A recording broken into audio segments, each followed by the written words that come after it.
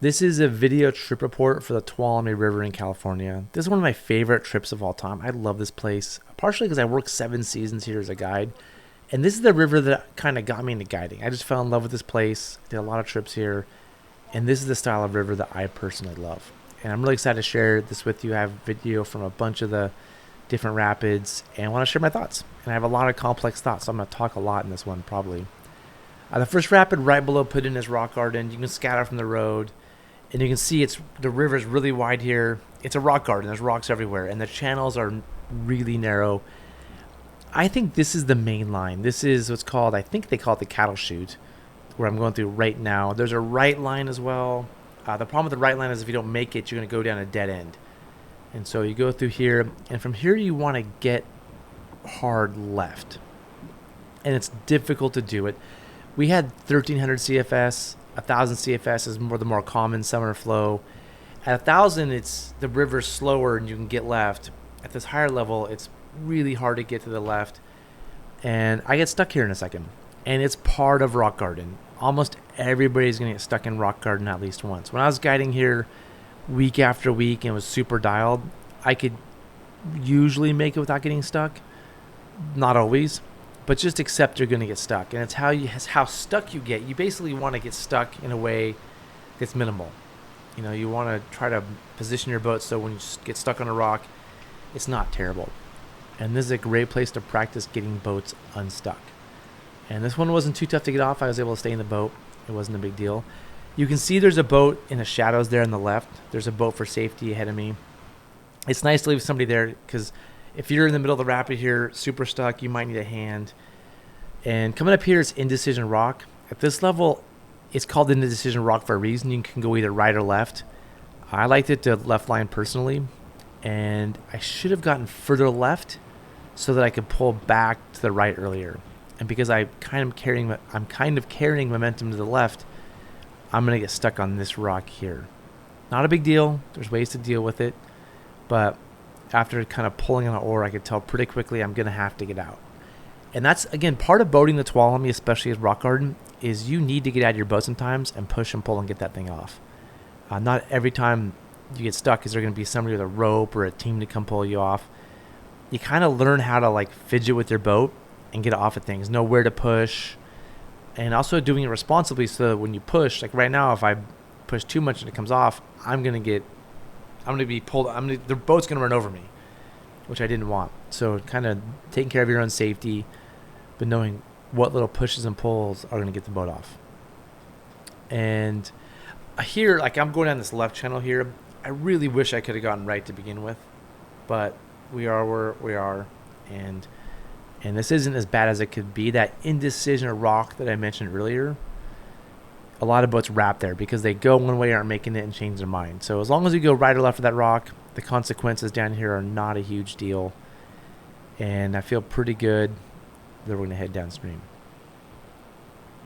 And there's more. I mean, this is a long, complicated rapid. I mean, one of the most difficult rapids just in terms of difficulty. It's not scary. It's not like Clavey Falls, which we'll see in a bit, but it is hard.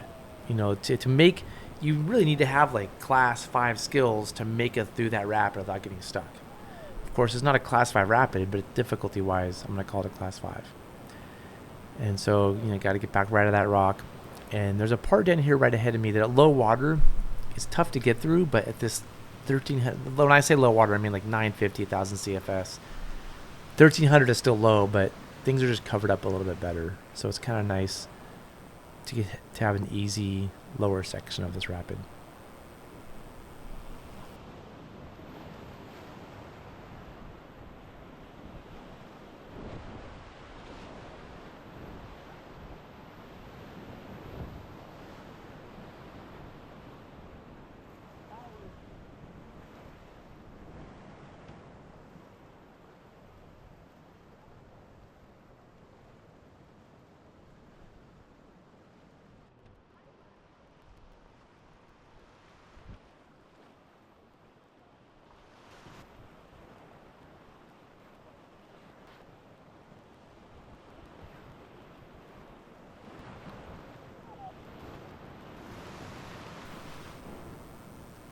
The next rapid here is Nemesis, and it's called that because it's a lot of people's Nemesis rapid. It's a tough move. It's a very long rapid with one very difficult move, and in that difficult move, if you don't make it, you're going to get super stuck, and it's a pain to get you unstuck.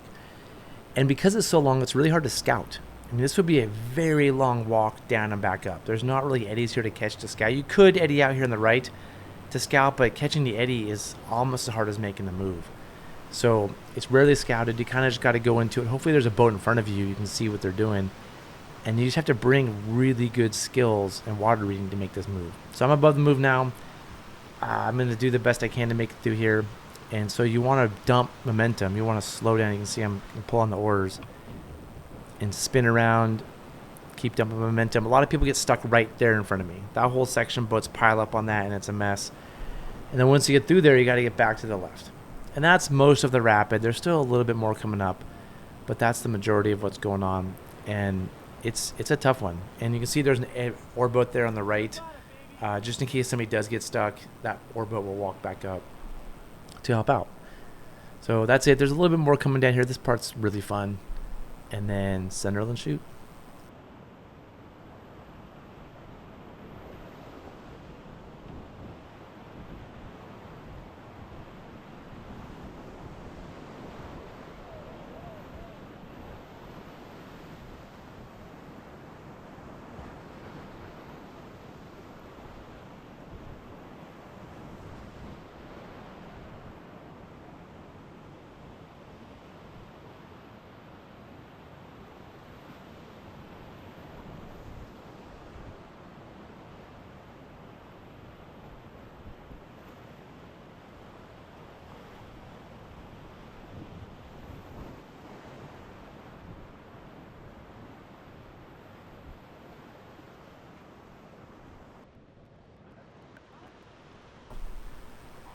Sunderland Chute is an awesome rapid. At these lower levels, the entrance is tricky. There's a shallow water entrance. There's a few ways to do it, but a lot of people get stuck right in here. You got to kind of split these rocks. But getting through here is probably the hardest part, just not getting stuck somewhere. And then from here, you generally want to get middle or left. There's a pretty big hole on the right side of pretty much all levels. At all levels, you kind of want to avoid the right. You want to just get over here on the left side, kind of break through some of these laterals. You don't want to be funneled back into the middle or right if you can. And so I'm going to hopefully point into the laterals here in a second. And see just to my right, there's a pretty big hole. I don't think that will flip a gear boat. And there's those rocks down there below too, so you go in the hole and then you could potentially flip or maybe wrap on those rocks on the right. But I don't think it would flip a gear boat in that hole at this level, but at higher levels it certainly would. And you can see below Sunderland's, it's pretty continuous water down to the next rapid, which is Hackamack Hole.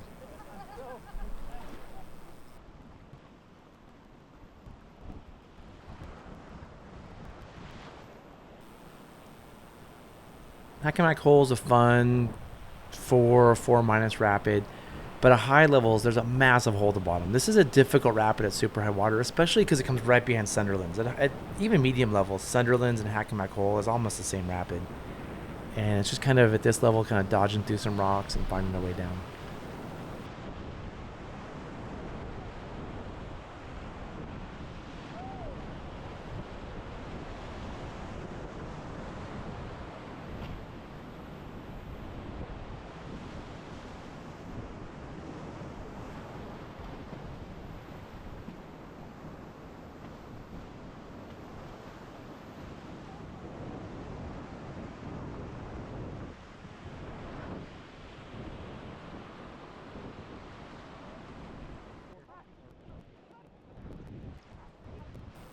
Soon after Hackamack Hole, we're here at Ram's Head.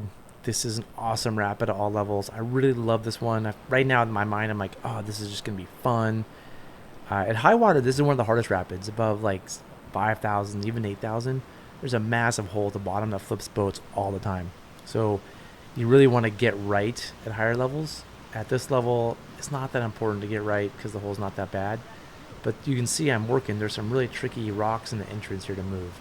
And right where that boat is in front of me now, at these lower levels, there's a big rock in the middle that we want to get left of. I guess you could go right of it. I'm not sure if I've ever tried. But that rock down there is something that could wrap boats, flip boats, it could be a problem. So I definitely want to go left of that rock and then cut back left. And there's a hole there. Actually, my first trip ever at 2500, I surfed the hole behind that rock really bad. So higher levels, that hole can be munchy. But the big hole is right down here, like right here at like higher levels is a mackin' hole off that left side. And so your whole goal is to get far right.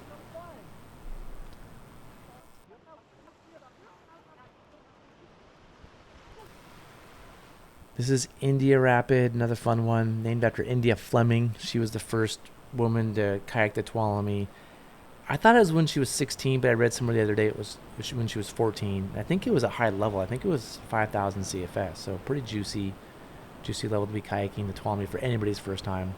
But at low levels, fairly straightforward, but still a lot of fun and definitely some maneuvers to make in through here.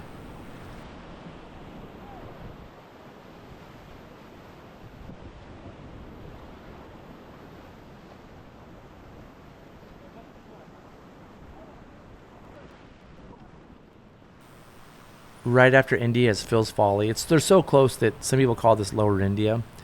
And this is a great rapid in the oarboat. Really tricky move at the bottom. At high levels, let's say above 8,000, 10,000, this is maybe the biggest rapid on the river. There's just a mackin' hole here. Not a lot of room to miss it. And I would say it takes a lot of skill, but there's a bit of luck involved. Like even the best boaters could flip here at high water. So this is, to me, I've scabbed this one at high water before. I'm so nervous about it. But at this level, it's pretty straightforward and just making some maneuvers between some rocks here.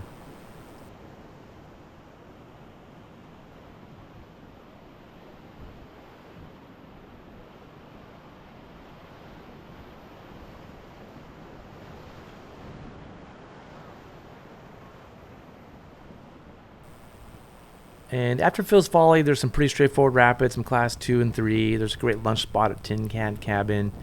And next up is Zach's Falls. And this is one of the more notorious rapids on the river, something to be really careful about.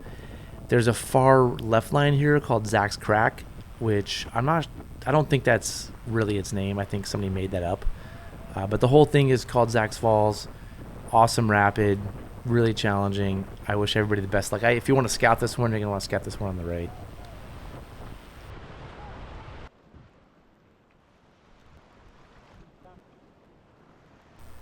Soon after Zach's Falls is Stern. And I'm pretty sure it's called that because you have to make this really cool move with your stern. You have to hit your stern on this back rock. And a lot of people think the line is left, and you can go left, but I've seen a lot of boats flip there. I think the really solid line is this middle line, this airplane turn around the rock.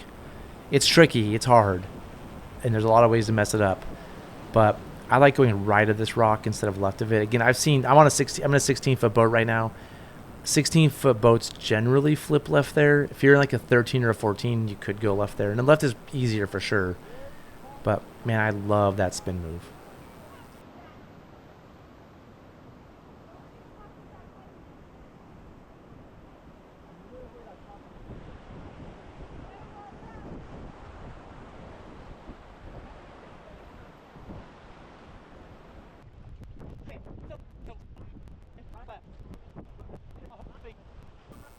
Next up is Evangelist. This is a killer rapid. Really tricky entrance. You got to enter right at low water at least and get back left. At high water, this is a tough rapid. But at low water, you got to enter right and then get left. I'm choosing to push. You might want to pull over there. I don't know. There's some rocks in the middle you want to avoid. But generally just stay left. The right side here at the bottom is really nasty at this level. So you don't want to get all the way right down there. But just fun rapid. Look at that scenery. That classic Tuolumne scenery downstream. It's just beautiful down there.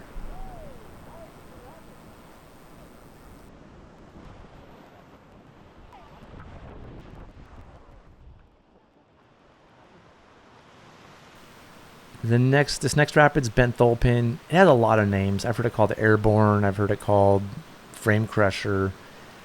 I like Bent Thole-Pin. I think that's the classic name. The Thole-Pin is that pin on the pins and clips. It's the pin that goes up and down. So there's a rock on the left here that people smash into and bend their Thole-Pin. Or it's called Frame Crusher because people crush their frames. It also has the name Airborne because if we're going right here, if we went all the way right in a paddle boat the person in the back just gets launched. And so what I'm trying to do right now is find the sweet spot between this big steep drop that would be a big hit in Norboat. See the right side there, there's a big steep drop, and that rock on the left. That's the frame crusher rock. So you want to kind of thread the needle between those two rocks. And it's a sweet rapid, definitely challenging. Now we're at Clavey. This is Clavey Falls. It comes right out after Airborne or Frame Crusher, whatever you want to call it. This is the big rapid of the run. It's just after the Clavey River enters. Just Clavey River was like 20 feet back. And this is, I'm just going to do the classic line. I get stuck in a shallow rock here in a sec, which is, I mean, you're always embarrassed to get stuck on a rock. It's like, oh man, especially above a massive rapid. But it is nice to dump some momentum and take some time. So, like, all right, I'm stuck on a rock. Luckily, it's not that bad. I was the last boat, and so there was nobody there to, like, not that we need to help, but nobody there to see it, which is nice, but also to pull or do anything. And you really want to get lined up left of this drop and try to get some momentum to the right. Because as you go over, boom, you want to point right. There's a rock right there left of me. I just passed it. It's really nasty.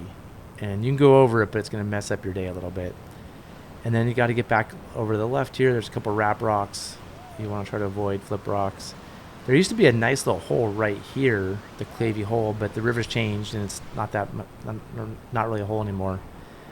And then after that, you're at this level, you're pretty much done. There's a big rock, dinosaur rock, to my right now that at higher levels can cause problems. And then we're going for a hike up the Clavey River afterwards, so I'm catching this little eddy here on the right so we can easily walk up and go for a side hike.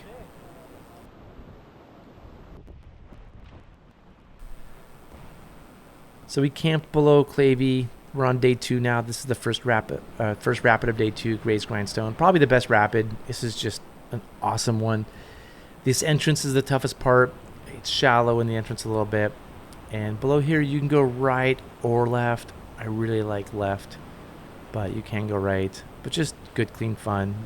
You can mess this one up, but it's not as consequential as the other ones. It's just long. The whole Gray's Grindstone, which we're not going to even show the whole thing, is about a mile long. Like, there's just nonstop whitewater here. We're going to eddy out here on the left. This is a great spot to take photos and set safety for the first drop. The last few boats are behind me. That paddle boat's going to go downstream, and I'm going to sit here and set safety to make sure those boats come down okay.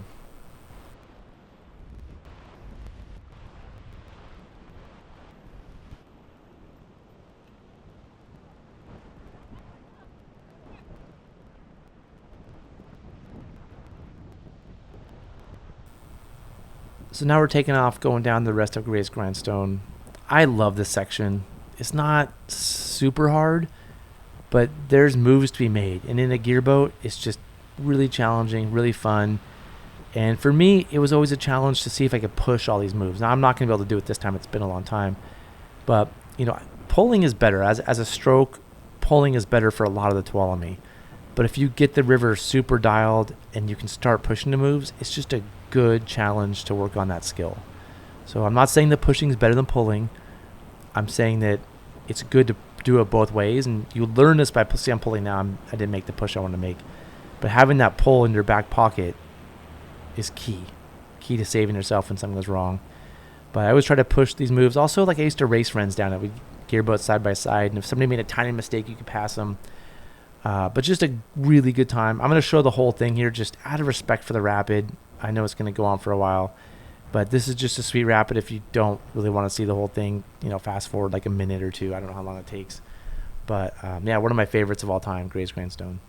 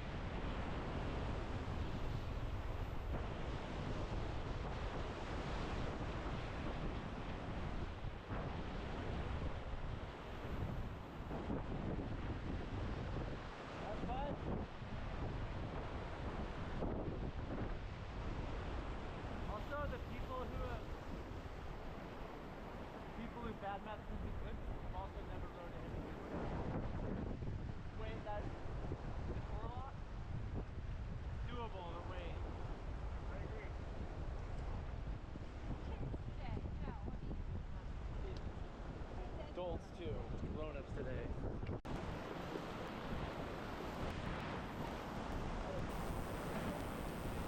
After Gray's Grindstone, we get to Surf City. This isn't a really well-known rapid, but it's really fun. It's kind of an afterthought. It's kind of underrated rapid. There's this great surf spot at the top in a paddle boat. You can get your paddlers up there. We surfed it for a second in the gear boat, but didn't do too well. And yeah, just tricky moves, really interesting. Some really fun big waves at the bottom. There's an interesting left line here too, sometimes, that we didn't take, but really sweet rapid.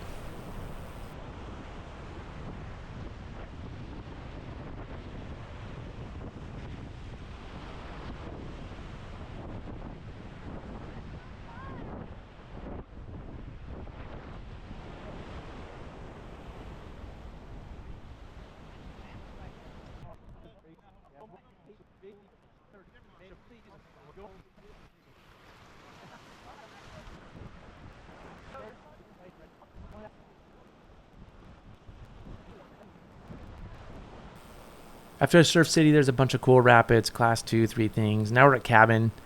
This is another difficult rapid. There's a couple ways to run it. At this level, there's a really tricky move from right to left you need to make. And I did okay. I didn't do great. I could have done better. But there's just a very difficult pull. I'm using a downstream ferry to really get myself over here. And you just keep pulling through this spot right here. There's a couple places you could wrap or get really stuck. That rock in particular, we hit it with our bow and spin off and keep that spin going, and there's a really fun wave train afterwards.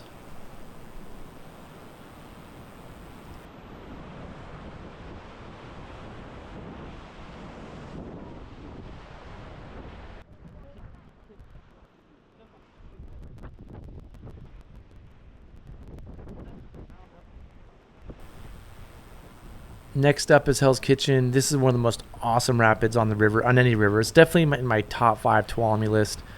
Probably top 3. I mean, Clavey and Grays are 1 and 2, whatever order. Hell's Kitchen is probably number 3.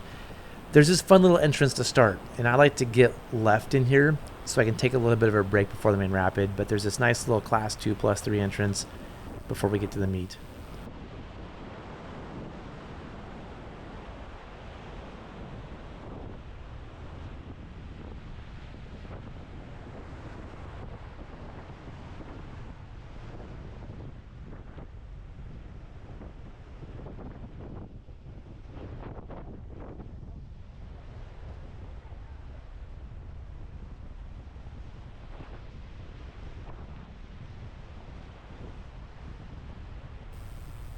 Now we're entering the big part of Hell's Kitchen. It is such an interesting, tricky rapid, and it's hard to judge. It's really hard to judge. I actually underestimated here. I think I'm pointed left. I was trying to drive left, but I got spun, and now I'm about to hit this rock, and that could set off a whole chain of problems. But luckily, I pull away from it, and you can go right. There's this little rock in the middle of the river. Depending on levels, you can go right or left. I went right today. Left is super cool too. But just some really tight maneuvering between these rocks at the bottom. And man, what an awesome rapid. So fun to row.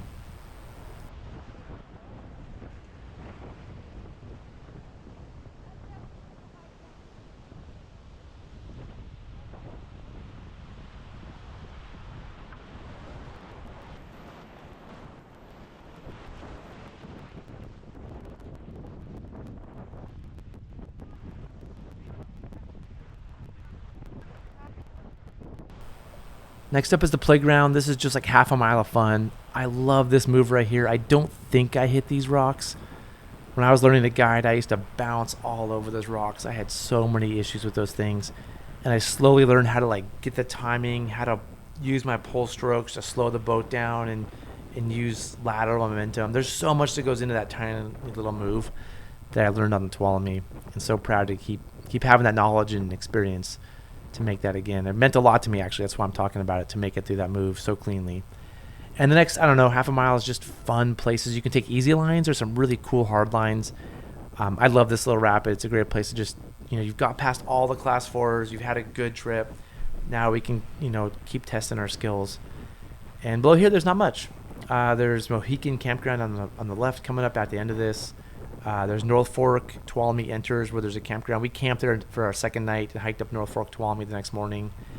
And then a few more rapids down to Don Pedro.